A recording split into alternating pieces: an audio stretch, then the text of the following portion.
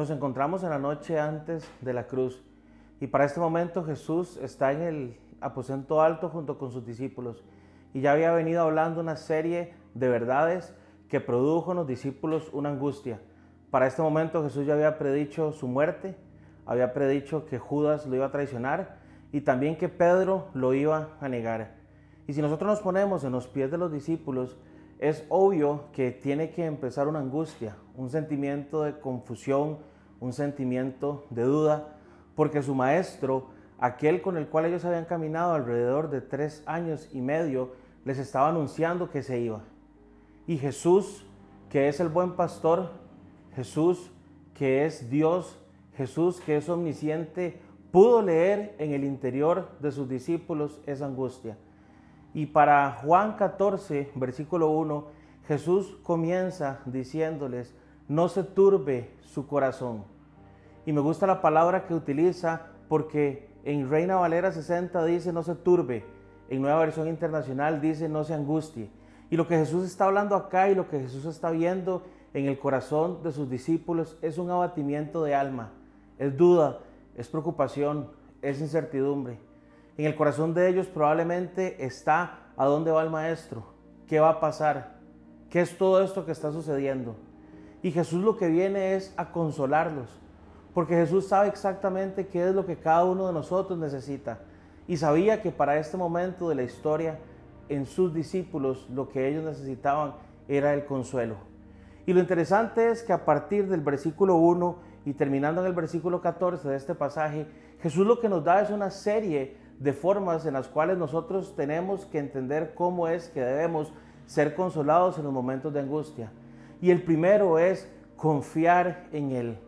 Tenemos que aprender a confiar en el Señor en los momentos más difíciles de nuestra vida. Para nadie es un secreto que confiar en Jesús cuando todo está bien es fácil. Pero cuando nosotros vamos al texto y vemos el versículo 1 del capítulo 14 de Juan, vemos que Jesús dice, no se angustien, confíen en Dios, pero también dice, confíen en mí. Porque Jesús también aquí lo que está poniendo es a la altura del Padre. Y lo que desde ya les está diciendo es que el Padre y el Él son uno solo. Y desde el principio en este confort viene ya todo el concepto de la Trinidad. Porque cuando nosotros confiamos en Jesús, también estamos confiando en Dios, el creador de cielo y tierra, el creador de lo visible y lo invisible, por el cual todas las cosas fueron hechas. Y eso es lo primero que Jesús nos enseña. Cuando necesitamos ser consolados, lo primero que necesitamos recordar es que tenemos que confiar en Jesús.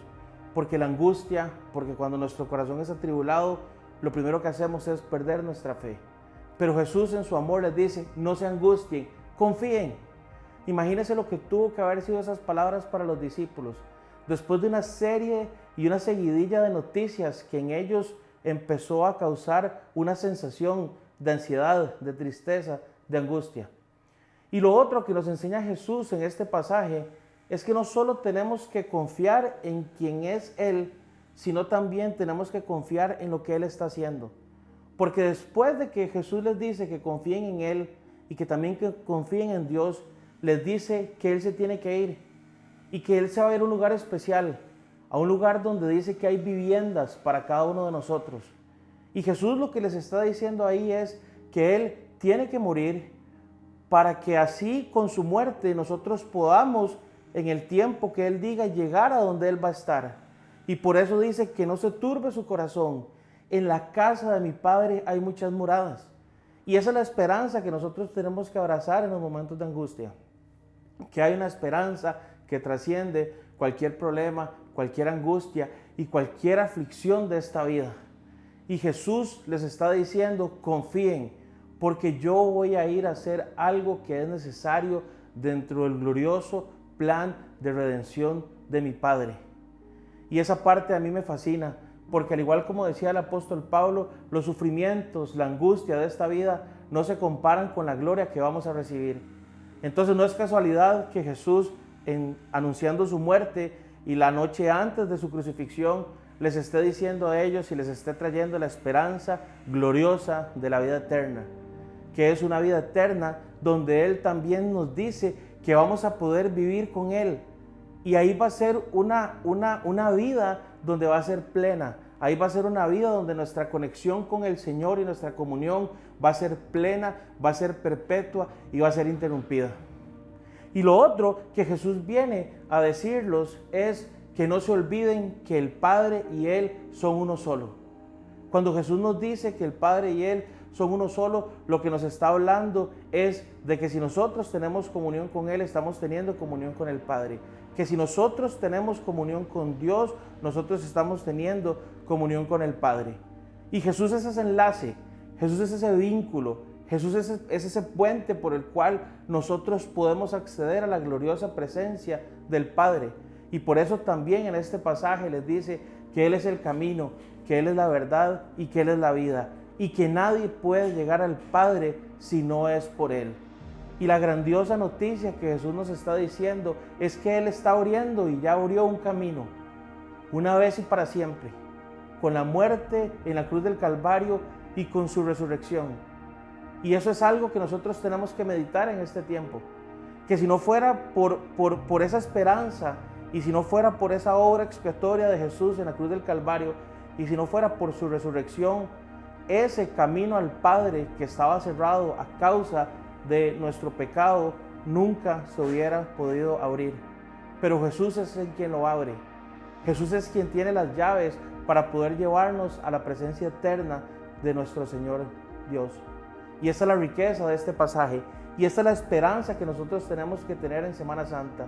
Que la poderosa afirmación de Jesús al decir que Él es el camino, que Él es la verdad y que Él es la vida, nos tiene que recordar no solo que hay esperanza en la vida venidera, sino que también Jesús es Dios y es el que abre un camino que se abrió una vez y para siempre y que fue suficiente.